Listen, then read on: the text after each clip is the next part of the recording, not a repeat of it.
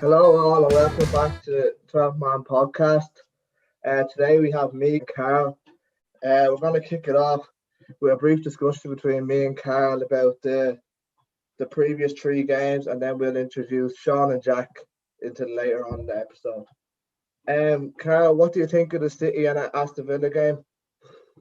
Yeah, well, I mean, very controversial goal. Should have been given. And now it was Bernardo Silva, wasn't it? Came from an offside position to intercept Tyrone Mings, which like when you look at it, like Mings is just in a natural position in defence. Like he is kind of like he was a bit dodgy on the ball to give it away, but like he did come from an offside position after a City player did head it towards Mings. So it's a bit of a tough one. Like you don't like without VAR, like would they probably just give that offside straight away, would they? But Yeah, it was a bit of a weird one, like the way he just came from an offside position, nicked it off, and then he went on to score. Personally, I think it shouldn't be given because like he's behind the ball. Like Mings is in a natural position. it's obvious that he's gaining an advantage Yeah, staying literally. behind. We've seen Tyrone Mings came out on Twitter and apologised for his mistake. He said that he should have cleared it. But I Yeah, think but like, how is he supposed to know that it's going? Like, it yeah, shouldn't be. Like, that's unnatural for a yeah, striker to be behind him. Like, he's just like looking up the pitch rather than looking behind him, because it's usually what centre backs do. Like, he doesn't have to worry about someone nicking in behind him. Like, so I don't think it should have been given. Like, not a chance. Yeah, it's very clear that Dean Smith wasn't happy, wasn't it? Oh yeah, he got the yellow. Star Mountain more than got the red. You can see it means a lot to him though. Like that, like shouldn't have been given. Like it's just controversial decisions every match at this stage. Like but it's I getting a just bit out of think hand. in the rule book it said that if he's offside and then comes back and gain an advantage by being in that offside position, then it's deemed offside. But I just don't understand that, because it was clear as day that boy standing back there and Tyrone Mings touching the ball, that he gained an advantage to nick in and get the ball by standing back there. Do you know what I mean? Yeah. It was just a Yeah. difficult one, and I It don't think. was definitely a weird one. Like, I don't don't see that think very often. Like, I don't think the players or managers knew the rule either. To be honest, I certainly didn't know the rule until after. yeah. So I mean, what did you think of the Yeah. game? And anyway, There's just new rules every week at this stage. Like, you actually don't know. Like, it's what do you hard to think? tell. Just everything with VAR, there's always going to be controversy. Like, What did you think of the game overall, though? yeah, it was a scrappy enough game. Bernardo Silva had a good chance in the first half. Martinez saved it very well. Yeah, like it was good. Like it was a good win for City overall. To like really, like Villa have been doing well this season, so it's a good like statement win to get them back and put them top of the league for just 24 hours until probably the next game we're going to talk about in United getting a good win again. Yeah, I think that was a huge statement as well, coming out of down games with a win. I touched on it in the last episode that down games win titles. I think Rio Ferdinand touched on it as well. It's them scrappy games. It's in the likes of Liverpool last year coming out in them games on top, and they went on to win. I think you might think that the big games aside the title, but they're just as big. Do you know what I mean? 100%. What do you think of Pogba's performance, Carol? He's really stepping up. Like it's always a circus around Pogba. There's always like, is he gonna stay? Is he gonna go? But you can see he's just put the head down, and he wants to win something with this team. Like he's arguably playing the best football of his life, the last month or so, getting important match-winning goals, and the strike last night as well, like off the left foot. Like, do you think the keeper could have done better? Match-winning goal worthy of any match. Like literally, it was outrageous. Do you think the keeper could have done better for it? To be beaten at that angle for our post. Yeah, it was such a good strike though. Like you can't take anything away from the strike. Like, but another good win. United, like they're pulling these out. Fulham started off very well, didn't they? With that Lookman. Yeah, I don't know what that was. Just miscommunication. Wan-Bissaka got caught. Yeah, I don't know. Like, Wan-Bissaka didn't step out. Maguire and Bailey both stepped out to play him offside, but Wan-Bissaka didn't step out. It could have been a miscommunication. But you see, we United this season, like when we go behind, we don't panic. We keep doing what we have to do to win the game, which you saw yesterday. The striker's goal from Cavani being there right place, right time. Bad mistake from the keeper, just parrying into a position where Cavani can just nick it in. Yeah, I thought it was. But like I saw that, 21 points gained from a losing position this season. Yeah, Like, so it just shows that they have that mentality where when they go down, they know it's not over. They know they can come back and win, which is what you need if you want to go on to win titles. Like you can go down, however, in a game, like whatever happens, and mistakes happens in defence, but knowing you still have that belief that you can go up and score. It just shows where this United team is at the minute, and I'm all for it. I love to see it. Yeah, I seen the stat there that was the first time since Fulham lost since they went ahead in the game. Yeah, It's mad, isn't it? yeah. It's mad for a Fulham team. It's obviously involved when Scotty Parker first came in the championships as well, but it's a very long run. I do think they're unlucky though not to get anything from the game though as well. I think they were very good. Yeah, no, they did play very well, especially Ruben Loftus-Cheek. Yeah, on I Chelsea. was just about to mention him. He looked very good, didn't he? Yeah, he played very well, to be fair to him. For someone like who kind of like he was good at underage, like a good youngster, like a good prospect. That like kind of had a few injuries at Chelsea, never really worked out for him. But last night he played really well. Yeah, only going to give him confidence. Yeah, I think he'll be back with Chelsea at the end of the season. He suffered with a few injuries as well, didn't he? Yeah. So maybe he'll be back in the. Speaking of Chelsea, what do you think of their performance against Leicester? They're really, really not looking good at the minute. Like, I don't know. Like, is it management? Is it the players? Is it both? Yeah, huge question marks. I think the manager does have a question now at the stage. Yeah, it's obvious, isn't it? But then, like, I seen Jamie Redknapp last night sticking up for Frank there, saying that it's a long process. Of course he is. That's his cousin. Yeah, that's his blood. He was basically. But I do think, and I'm going to be controversial here. I'm going to be very controversial, but I think Sky Sports, English media, the whole lot are protecting Frank Lampard just because he's English. Really? He's getting away with more. That was his 6th loss of the season as Chelsea manager, and there was no questions about the manager's job. There was nothing on Sky Sports, which is a joke. Like, I'm not being boys here, but going back to, I remember when United lost to Arsenal, every Sky Sports pundit was talking about Ollie's job. Is he the right man for the job? After, it's only 3rd loss of the season, like, whereas Chelsea, 6th loss of the season, playing pretty bad football, defensively all over the place, and the manager's not being questioned purely just because he's English. But they bring Jamie Redknapp on. His blood, who knows they're going to stick up for him. So I just think the whole thing with Sky Sports is a joke. But you think there's an element of it because he's Frank Lampard and what he's done for Chelsea that Sky Sports maybe don't want to ruin his legacy, and that if he does get sacked from Chelsea, it kind of does. But like it has to be fair. It has to be fair. They still have to say what needs to be said, not protecting him.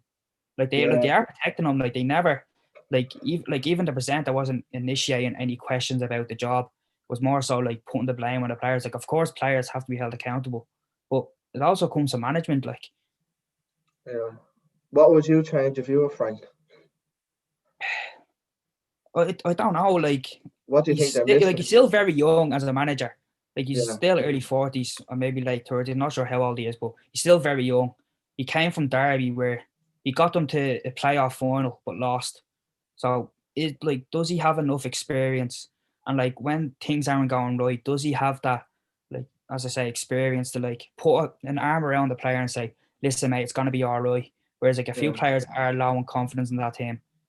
At this minute, it doesn't look like Frank has that in him.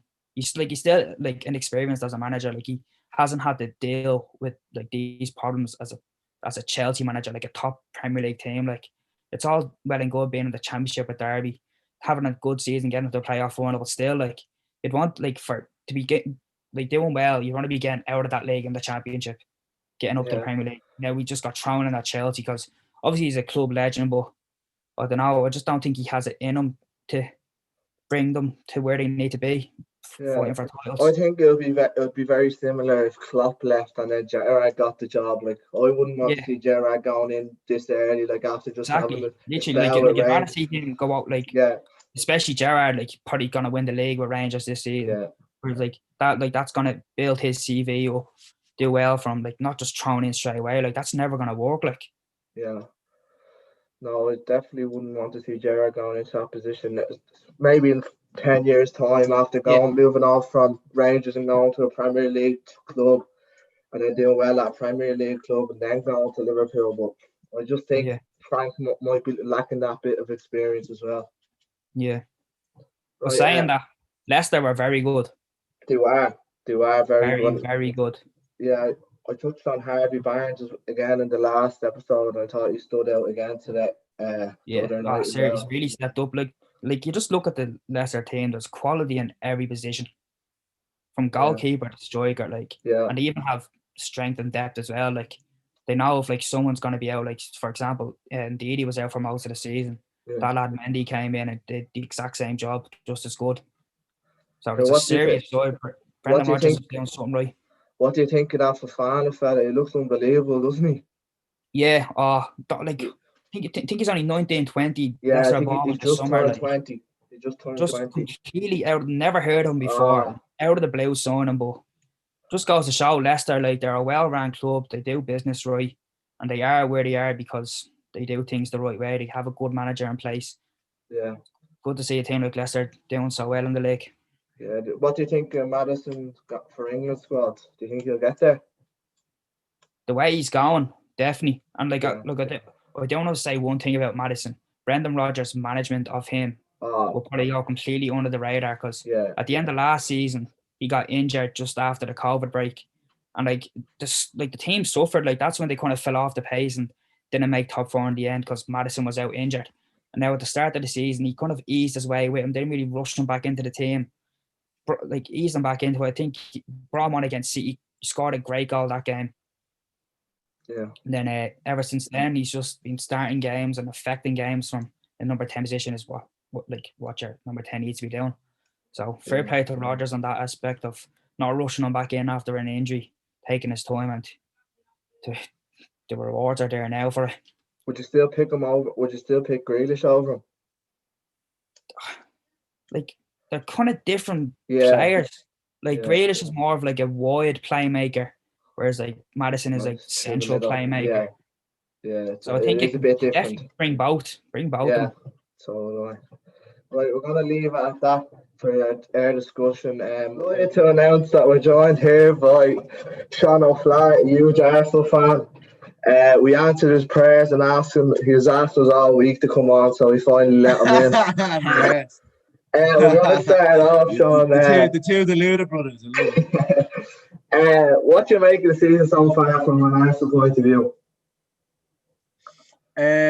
Oh man, it's been so up and down for us. I swear to God, like at the start of the season, we won our first 2 games, and I was thinking we weren't even playing good football, and I was thinking maybe this is something. Maybe we might make a title charge, as Carl Brady would say. But then we went and fucking made a bollocks. We lost against Liverpool. We lost to City, and then we beat United. And I was thinking here, all right, here we go again, because United were actually in decent form other than that loss to Spurs. Remember the 6-1, Carlo? Yeah. Do you remember? A very long time ago.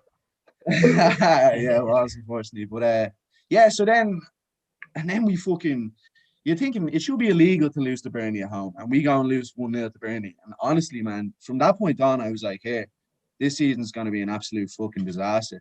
And I felt so bad for Arteta because he was standing on the line, man, didn't know what to do. Stand there like a fucking sitting duck, but now, as you said in the previous podcast, we've had a few wins under our belt now, so who knows? But the next few games are going to tell now where the season's going to go. Yeah. Are you happy with Arteta? Well, yeah, man. The first 6 months, he won 2. Well, I wouldn't say 2 cups, FA Cup and Community Shield. But he wasn't. He was only in management 6 months. He was under Pep, so obviously he picked up a thing or two. Yeah. But he's only new. He's inexperienced. You know what I mean? That's why I don't feel we got the results against Burnley, Leeds, etc. But I don't know. Give him time, because we haven't given Emery. We didn't give Emery enough time. I feel like Emery's doing well in the league now. He's doing really well at Sevilla. You can't just keep chopping and changing managers, because if you do that, you're just going to go back to square one. You could bring in the best manager in the world. He's hardly going to fix things in 1 minute. Jurgen Klopp, for example, took him 4 years to get Liverpool to the top. Do you know what I mean? So even Ollie, Carl, give Ollie time, man. He's doing the job at the moment. It takes time to rebuild the team. That's the way it is. But I feel like with Arsenal, the way it was going, it was going really bad, relegation form. You're literally looking at Man, Stray, like depressing times it was, I tell you. we were saying in previous episodes, like fair play to him, like that Chelsea win really got just going, bringing in a couple of the young lads, Smith Rowe, like never Ballsy, heard of him very until ballsy. like a couple of Europa League games at the start of the season, Yeah. saw him in the squad or whatever. But what a player he's been. Yeah. So, what do you think? What do you think of Aubameyang's performances so far? Oh man. Well, before we had like Emile Smith-Rowe's come in now, yeah, and Aubameyang and Lacazette have both picked up their form completely. Lacazette, man, he was my favorite player for 2 years. Like two seasons ago, he was unbelievable. He just took such a dip in form. I think Emile Smith-Rowe and Saka have completely upstaged Pepe, Willian. Like Willian has been, honestly, I think the worst signing of the summer. He's been absolutely shocking, man. Absolutely shocking. I think he's absolutely dreadful. The first game against Fulham, we won 3-0. He got 3 assists, and I'm here thinking this fella's going to be a baller. He's going to be incredible. But he's completely lost his pace, man. Every time he runs, man, he looks like he's in slow motion, like a bus could turn quicker than him at the moment. You know what I mean? Swear to God, man, he's so frustrating watching him. Honestly. But real happy with Saka and Emile Smith-Rowe. Honestly, think they're doing a phenomenal job. It's such a breath of fresh air having young fellas coming through the ranks. Do you know what I mean? Yeah, I'm not going to say Saka to me has been incredible since the start of this season. He's been our best player. I don't want to hype Emile Smith-Rowe up. I think he's been really good, but I really don't want to just say he's going to be unbelievable because well, I actually do think like it's great to have young players like Martinelli as well. Like we have such good injuries now, isn't he? Unfortunately. Yeah, man, he's been injured nearly the whole season, fucking, and done his ankle in the warm up there as well. Yeah. He's really unfortunate, man, really unfortunate. But like fair play to Arteta as well, like for putting the trust in the young lads. Man, like exactly. The likes of Willian, like and he did that for the Chelsea game. He did that literally just before the Chelsea game, which is so ballsy because if he had lost them games, man, if he'd have lost them games, he was gone. Yeah. And I would have felt terrible for him because you have to give a manager time, man. You honestly have to. But like a lot of people are calling for his head, man. A lot of people. I never called for his head, man. I just felt a bit sorry for him because the players weren't doing it for him. We had no Cam. Emile Smith-Rowe's come in now. Oba's scoring again. Do you know what I mean? So who knows? Maybe it's a sign of good things to come. Yeah, I touched on Kieran Tierney in the previous episodes. I think he's changed Arsenal going forward from the back, especially the passion. I think he could be a captain in years to come. Definitely seeing at Celtic, the passion that he has for the club. It's unbelievable. I think he's been sensational.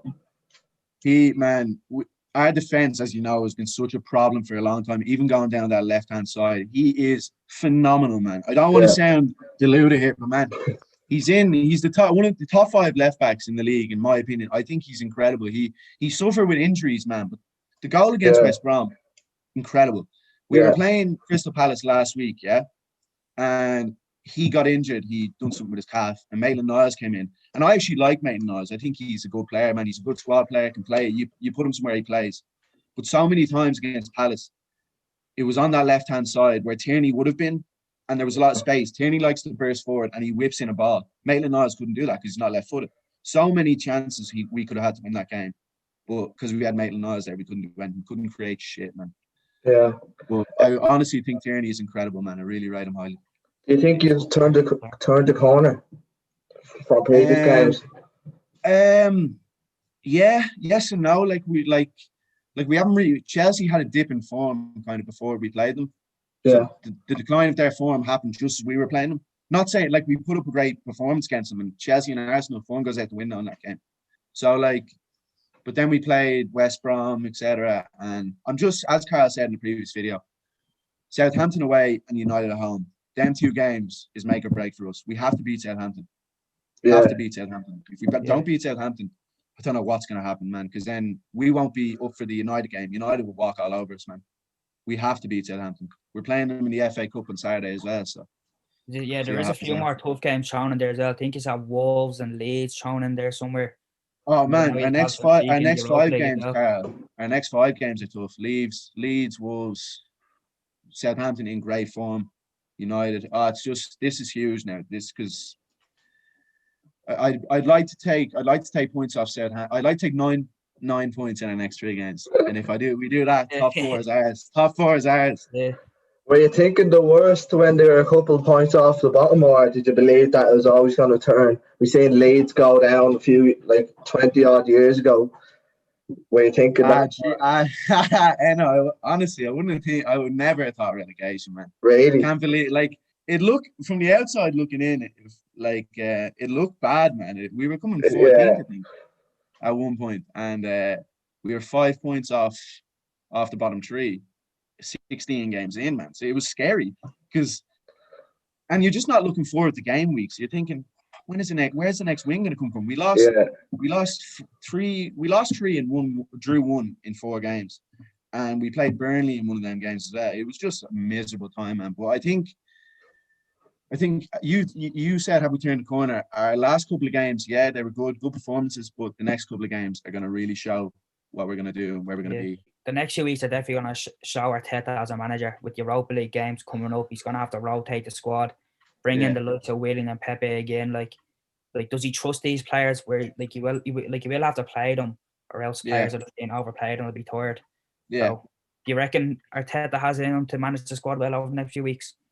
Yeah, I think so. As you said, he has to rotate, because you can't have the players playing 2 games a week, 3 games a week. You can't do it, and especially with this period, so busy, so many games have been played. I just honestly, I think he should rest. Well, you can't really say rest. Well, we have FA Cup, so I'd say you should rest Saka, Smith Rowe, Aubameyang for this game, because the big game is the Prem. I like the FA Cup to me. Yeah, it's a good cup to be in, but I want to win the Tuesday game against Southampton. I don't really care, but I do care. But I'd rather, if you told me we'd lose the FA Cup game and win this the Premier League game against Southampton, I'd take that any day of the week. So I think he should rest most of the starting 11, because we need to win that game on Tuesday. Simple as. What do you see for Arsenal in the next 5 years, Sean? 4 Premier League trophies and Champions League. Nah, man, seriously. I don't know, to be honest. I haven't had a beer watching my team playing the Champions League at the pub with the lads. That's what Jack Paulian always says to me, the prick. You haven't seen your team you haven't had a beer watching your team in the Champions League. So I just want to be back to being regular Champions League football. That's for now, it's a process. So that's all I want, just to be playing regular Champions League football. That'd be huge. Yeah. Right, we're going to leave it at that, Sean. Thanks very much for coming on. It's been a pleasure. And hopefully see you soon. Here we have Jack, who's a Tottenham supporter. We've crossed North London to over the ways to Tottenham. Jack, what's your view on Tottenham this season and Jose's stuff? Well, it's kind of been a bit weird. Like, we started off pretty badly against Everton, and I kind of had low hopes for the season. But then, obviously, Kane and Son kind of dragged us through a good period, like beating Southampton by 5 goals, and then obviously beating Man United 6-1 was incredible. And there was title talk as well, so never got kind of dragged into it. But since then, we kind of got a bit like, the goal's been drying up a little bit. Like, we can't rely on Kane and Son all the time. But it's a weird one. Like, at the start, maybe this title was there, but top 4 is all I want at the moment, and a trophy, of course. What do you think of Jose's tactics so far this season? Do you think it's working, or would you like to see a more attacking style of football, or what's your view on that? Well, of course, I'd always, like, since Pochettino, I've been loving, like, attacking football. But with Mourinho, I do trust him. There's been a few games, I think Crystal Palace and Wolves, where we could we scored early, easily could have, like, killed the game off, and even the first half. But we just sat back. We let them back into it. I don't know what Jose's saying or whatever, because Kane came out and said that he hasn't said sit back and defend. Yeah. But, like, there's just so many drop points where we could have easily killed the game off. And we just I don't know what it is. It's very annoying. But I do trust Mourinho. Obviously, he's, like, you can't question him at all, everything he's won.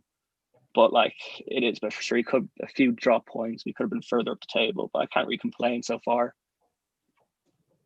Yeah, no, he's going pretty well this season. Obviously, a bit inconsistent the last while, dropping points, especially against Fulham there last week. Like, 1-0 up, and he's just left Fulham back into it. Like, especially Mourinho's experienced manager, like, defensive as he is, he should know how to see those games out.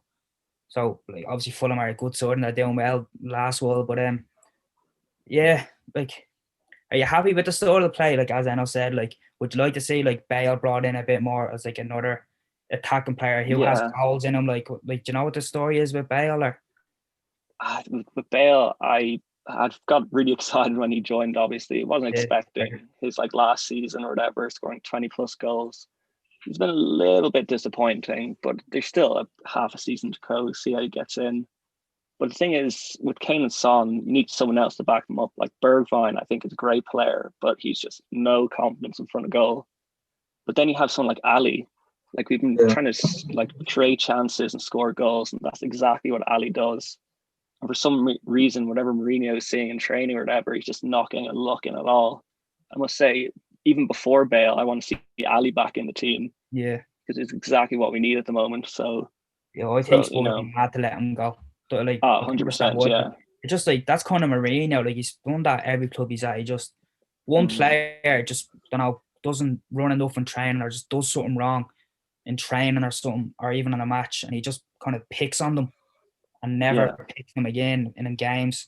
It seems to be like he's treating Dele Alli like that at the minute. Like I don't think Spurs should get rid of him at all. Like should try and ease him back in, give him a bit of confidence. Like I don't see Mourinho giving him any confidence. Like you'd want to see like Mourinho just talking to Dele Alli, like saying we have you in your plans, like building his confidence up. Like obviously like Ali says that Mourinho has no confidence in him, isn't playing him. But they shouldn't be getting rid of a player with that talent who's proved in the Premier League with Spurs he can get goals and assists. It's kind of the same. It was last season with Ndombele. Like when Ndombele signed, I was delighted because he's an amazing player. And then towards the end of last season, I was terrified we were going to sell him because of this Mourinho treatment, like he's doing with Ali. Yeah. But now, hopefully, maybe Ali is going to come through like Ndombele did and just play out of his skin now and be one of our best players, hopefully, like Ndombele. That'd be the dream anyway. Fitting in the team, though, if he was to come back in, because Ndombele is obviously in that 10 position now. Son and whoever out on the right wing between Bergwijn and Lucas Moura. Where would you see Ali fitting in? See, with Ndombele at Lyon, he played in the midfield too, behind the 10. And he was phenomenal. Like there's rumors that he's like lazy or whatever, but he's not. He like runs so much for the team.